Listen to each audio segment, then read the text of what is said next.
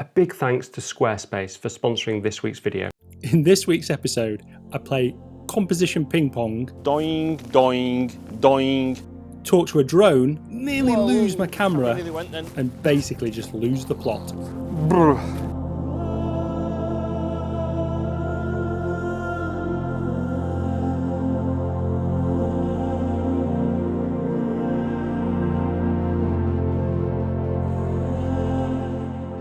Morning everybody, fantastic to see you all again.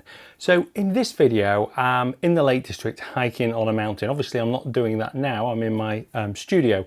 But before we get out there, I just want to talk to you a little bit about lenses, because it's the question that I get asked more than anything else. And I go and hike quite a long way up a mountain in the Lake District, and I had a decision on what lenses to take, and I wanted to sort of go through my decision-making process now. We'll go over to the mountain, which was phenomenal. I'll show you that footage, which is a little short video, and then we'll come back, print out the images, and we can have a look at some things. So I often get asked, why have you got an f4, an f2.8, you've got a 24-70 lens, you've got a 24-200 lens. So why have you got all these lenses, and what lenses do I need? I get asked more questions about lenses than anything else.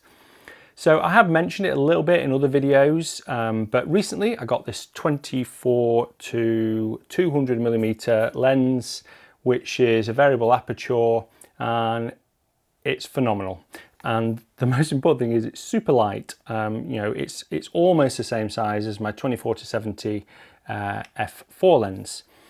And that range is covered by these two beasts of lenses, which is a 70-200 f2.8 and a 24-70 f2.8. Those two lenses are my sharpest lenses. They're the best quality lenses, and they're the lenses that if I can, I will have with me, because they're going to give me the best quality. These two lenses, which are much lighter, don't give me as much quality. So obviously if I'm going to hike a long way, especially with my bike, I don't want to carry as much stuff, because I want to know that I am going to get there fresh and with enough energy to be able to take the shots, because I want that creativity. That's the most important thing that I've got, creativity. So this lens allows me to shoot really good quality images, not as good quality as this, but really good quality images, and hike a long way basically. The other advantage of having a 24-200mm lens on you is that you have to swap lenses. So if you're hand holding a lot and the light's changing, then it just gives you more ability to be able to change composition, which is a good and a bad thing, I suppose. Why would I just not have this all the time? Well, if I'm going to woodland and shooting in woodland, then this is my go-to lens, my 24-70. It's probably a good enough range, and it is a pretty spectacularly sharp lens. It's probably the sharpest lens that I've ever owned. And when I say sharp, this lens is as sharp as this lens in the middle, and some focal lengths, this lens almost is as good as this lens, and some apertures, this lens gets better and approaches this lens. But overall, you can shoot this lens at more apertures and at more focal ranges and know you're going to get sharp images to the edge. Whereas this lens at certain focal lengths, 24mm for instance, it's not really sharp towards the edges, whereas in the middle range of focal length, it's quite a lot sharper. So you've got to sort of know your lens a little bit better. That's really important when you're shooting with a lens like this. And what I recommend is that you just go and shoot some images. Just shoot a brick wall or something like that with all the lenses that you've got at different apertures, different focal lengths, and just see how they tail off towards the edge. But that's basically it, really. But as you'll see in this video, all I do is take photos with this lens, 24-200, and they are spectacular. I'm going to print one really big on this beast of a printer. We can have a look at it, look at the edges of it, and I can show you the small flaws in it, but basically just how sharp it is over most of the image as well. Okay, so over to me. One evening in the Lake District and some pretty awesome conditions.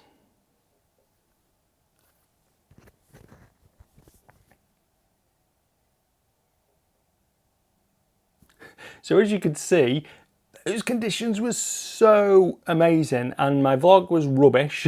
So let's just have a quick look at some photos. We'll go through the photos and then we can choose one to print and we can print it on here. Oh, morning everybody, fantastic to see you again. Well, for me, it's evening and I'm hiking in the really sort of rugged area of the Lake District.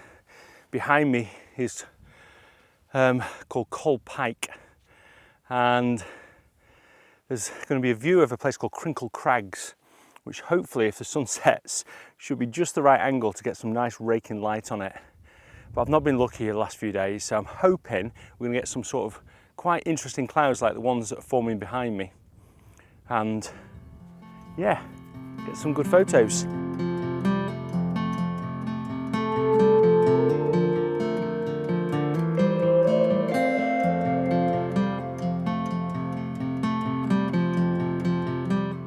Oh, I'm not far off up now. I've just been having a look around that corner just to see if there's any compositions. I've got lots of time. It's like 3 hours before sunset, so I might even have a little sleep. Although that might be a bad idea on a mountain. Don't do that. Yeah, so it's pretty spectacular up here. I love it on the fells in the Lake District. It's windy though and fairly wild. So I've just got a bit of a scramble up all these rocks now to the top, and then a good amount of time just to sort of try and get the lay of the land a little bit. I saw a really nice set of rocks down there, but I think I'll have a better shot of Crinkle Crags over there, so I think it will be worth going a bit further.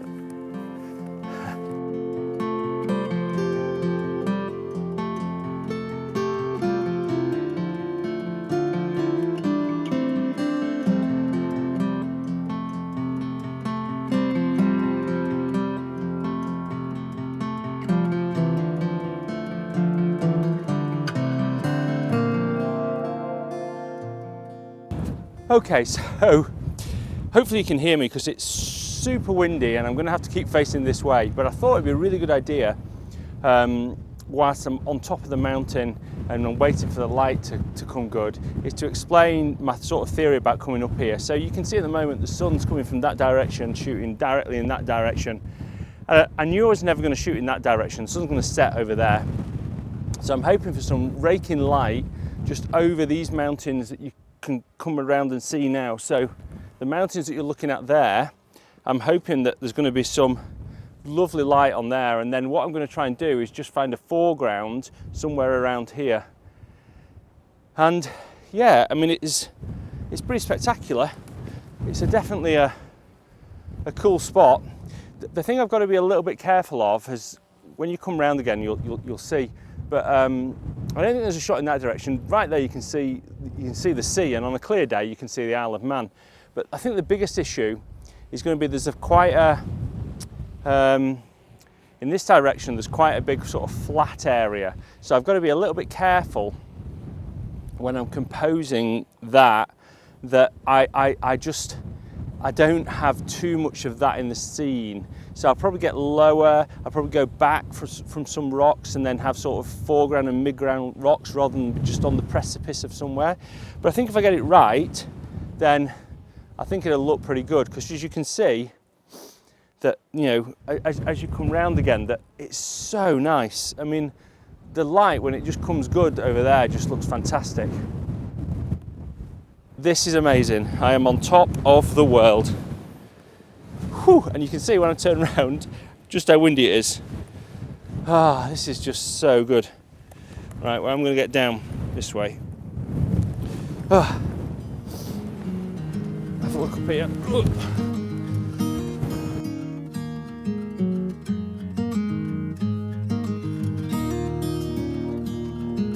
Okay, I think I've found a composition here. I've taken the shot because the sun's obviously changing quite a lot, and this is in shade from the hill just on the left-hand side as you look at it. But I really like this rock here. I really like how it's sort of catching just the light here, and then the grass is just catching the light as well. And then I've just sort of got this sort of diagonal, and then another bit of rock in the sort of mid-foreground, and then the distant mountains as well. And I think there's a lot of similarities between these, and it's often quite difficult to find something that works when you've got a mass of rocks like this. But I think this is good. Obviously, it's going to change when the light goes down. So this composition only lasts for now, so it's not the warmest light. And that's one of the things. You find a composition, and then the light changes, and you've got to find a different one. It's a bit tricky. But you know, trying to have simple foregrounds is important. So try and think about that. The other thing is that I'm not shooting super wide, because if I shoot super wide and I point down on the thing, the mountains in the background are quite a long way away, and they don't look massive. So I'm shooting sort of about 35mm, which means it's more difficult to get everything in focus. So I'm focus stacking. I'm focusing on the foreground and the distance.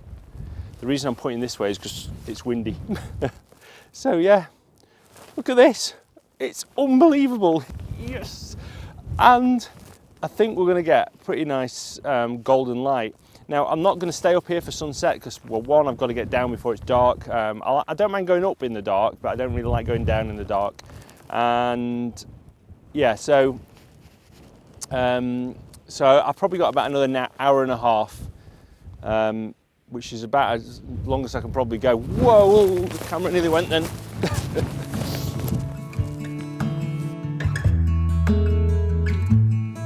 It's a hard thing to know that your soul will stay high. Oh, the light's getting good now. It's really, really good. So I've seen these rocks here, so I like the shape of these rocks and this little bit of grass here. And I've done a vertical composition with the sort of background, and then, you know, just over there, there's a clump of rocks. And there's just like, it's almost like ping pong. Your eye goes doing, doing, doing, and then to the path, and then finally to the mountain in the background. And the clouds aren't too bad actually, but there's a black cloud coming. I just hope that gets a bit further over, because if we can get some black dark cloud, not only does it look good, but it helps to balance the whole exposure, because as the light gets lower, then we'll start to get you know, not as strong shadows, and then it's easier to balance it. It's not, the dynamic range is not quite the same. But you can see now, just as the light's getting lower, we've got more sort of texture in the grass and texture in the rock. It just makes everything look better. Oh, this is amazing. God, this is I'm so glad to be back on a mountain. It doesn't get better than this. Oh, it really doesn't. Can you love me again? Can things ever be the same? All I do is see things slipping through my fingers when he turns and walks away. Yes, there he goes. Okay, it's just crazy. The light is just so spectacular. I don't think I've ever been in a place where there's compositions in every single direction. I've just literally gone to pot making this vlog because I've just been shooting so much. So I think the best thing to do is I'll try and get some B-roll as I'm shooting. I'll record some of the things, and we'll probably go back to the studio and I'll sort of talk you through the shots, because I'm just not going to be able to do any video whilst I'm shooting this. But oh, look at the light, look at the cloud coming in over there. It's so good, it's so good. I've been running around so much. So yes, I'll do some B-roll. I'll hopefully fly my drone and you'll see a little bit of it as well. It's so good, it doesn't get better than this. No way does it ever get better than this. Every single direction. Look over there. There we go.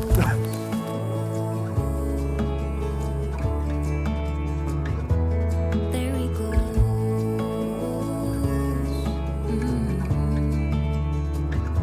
There we go. Well, that was the most manic hour, I think, of my photography career. And I think I got something good, but I have never run around and taken so many different shots. It was chaos. I lined up this really good composition, then the light didn't hit it, then the light came out somewhere else, and then somewhere else looked good. Blah. Anyway, I've come down because, as you can see behind me, the cloud is dropping at a rapid rate. So what it does me though is there's still lots of good compositions, but I just can't vlog. It's just impossible because it's just not possible. So yeah, what a day. What a day. Oh, I'm looking forward to seeing those photos. They should be so good. Anyway, hopefully I've explained and you've seen the photos now, and you know, that's hopefully we're good, and thanks for watching. If you've enjoyed this video, please give it a thumbs up, because it massively helps my channel and I really appreciate it. Right, I am hungry now, but I'm probably not going to get my dinner for quite a while because I've got about an hour and a half walk, and I'm probably going to stop on the way. So that was quite a manic evening. I got down safely and I took a few photos on the way down, but I printed out a few photos. I always like to print out my photos just to have a look what they turned out like. I really like this one. I thought this was really good. This was at 24mm, and actually you can see on this lens that here and up here it's quite soft. I'll show that on the screen. In the middle it's fantastic. It really is.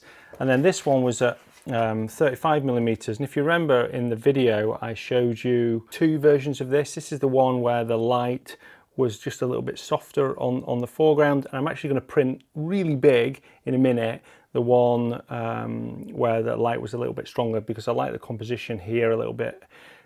Changing light's really important in composition, just where the light might hit here but not the background mountain. It helps to separate mountains. So if you're shooting something and there's clouds going over, just look at how the clouds are hitting the mountains, and if you just get the timing right, then you can get something really spectacular. And then as I was coming down, I took this shot, which was a shot that I really like. You know, the sheep was just standing just in the perfect place, and you know, there was a little bit more colour in the clouds. Unfortunately, I didn't get the sunset, and there was no sunset. This was pretty much the last I saw of the sun. You can see there's no sun on here. It just went behind a cloud, unfortunately. But yeah, I like this. I think this is really good. And then the other shot I was just taken earlier in the day that I printed, and I really like this because it just shows you can get something with fluffy white clouds and blue sky. I just use this cloud as part of the composition, really. I like the way that this sort of mimics a little bit this part of the image. So yeah, I really like that.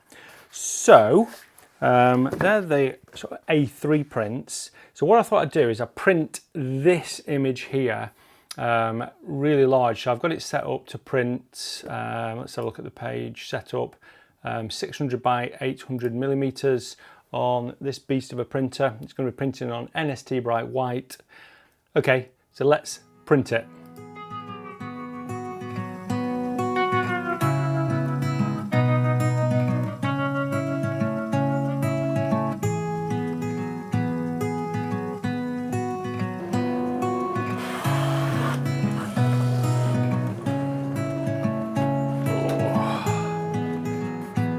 Okay, so this looks really good. The quality is so good. You can see like all the details, and the edge detail is really good as well. I mean, it was shot at 37mm, and the lens just improves so much more. So it just proves that shooting with a 24 to 200mm lens, as long as you know your lens, you know where it's sharp, and the focal lengths are good, you can get something pretty spectacular. And it just gives you that versatility where maybe you don't want to hike with a little bit more weight. So what I thought I'd do is I'd give away this print, this almost 1 meter long print that I took in the Lake District. So if you want a chance of winning this, then you need to make sure that you've liked the video, you've subscribed to the video, and you post a comment below. And basically I just want to know what your favorite lens is, and you know, when you go hiking, what do you take with you? Oh, this looks really good. I think I'm going to have to get a little bit of a closer look of it. Sorry I gave him this burden. There we go.